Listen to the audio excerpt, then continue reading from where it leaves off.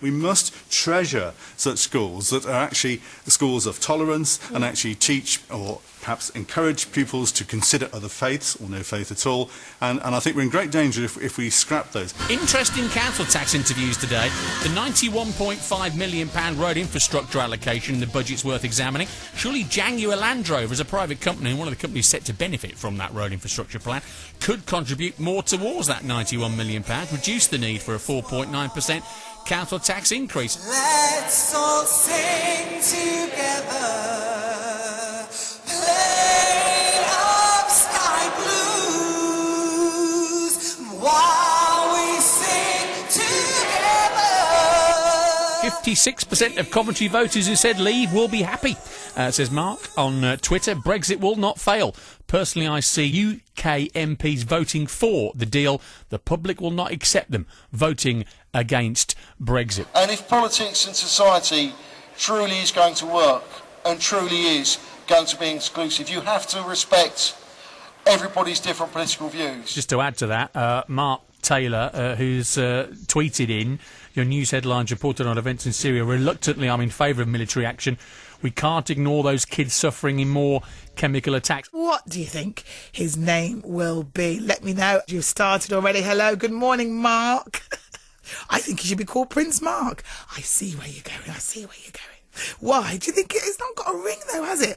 But you've said Prince Taylor. I think the Moldovan entry was just absolutely wacky. It was like watching some type of restaging of Blankety Blank or a Two Ronnies sort of dance routine. I was watching thinking, what on earth is this? But you said that it doesn't matter who's negotiating, who comes up with the goods, as it were, or tries to get the deal, that actually the reality is the 27, or 26 as it was when you were talking to me, that the other 27 countries will not let us go.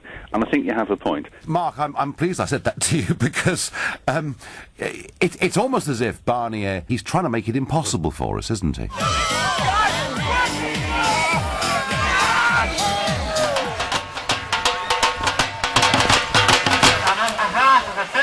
Working Party, I'd like to thank you all for attending. You were very, very informative about what was on at Godiva. You're almost kind of doing a bit of self-promotion now. Wasn't I? Well, I love For it. Godiva. Where else could you go in this country and get such a range of established artists, new acts, new talent, people who sort of just need that exposure. Yeah. They need that wider audience, and it's all for free. I mean, it's lovely. It's a rare example of a wonderful music and arts festival. Long may this continue, Phil.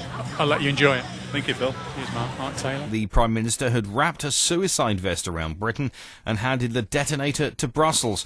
Mark Taylor told Breakfast with Trish the way he put it was slightly offensive, but on the whole, he was right. I think the problem is not the UK negotiators or the UK team. It is the European negotiators who are still unwilling to move and give us, the UK, the deal we really want. So I think Boris has a point. Right, religious education, room for atheism, do you think, or not?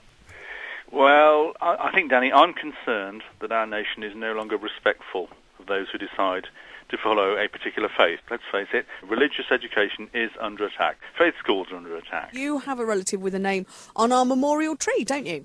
I do indeed, yeah. Morning, Vic. I just wanted to say thank you to your team at the BBC. And I've just been over to the Visitor Centre just to, I mean, obviously from my point of view, see Arthur Taylor, my granddad. But thank you for putting that tree up. There's quite a few people in tears over there. It's quite an emotional little corner, and the queue's building up to see it. Well, people have turned up to see it, really? They have indeed, yes. Thanks for the text on Bollard Gate tonight. Mark, what book shall I read over Christmas? A Charles Dickens classic? The A to Z of Coventry's Guildhall? No, I'm going to purchase Bollard Gate. The gripping tale of chaos, park bans, security flaws and broken promises. Merry Christmas, Mark. Thank you. I listened to something. I voted to stay in the Union.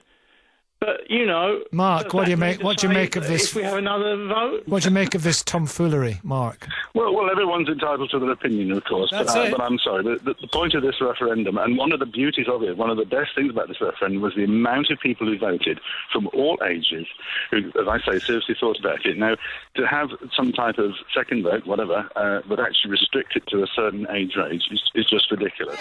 We are live in Tile Hill. We are about to have some carol singing in song now. That's in English. Here we go.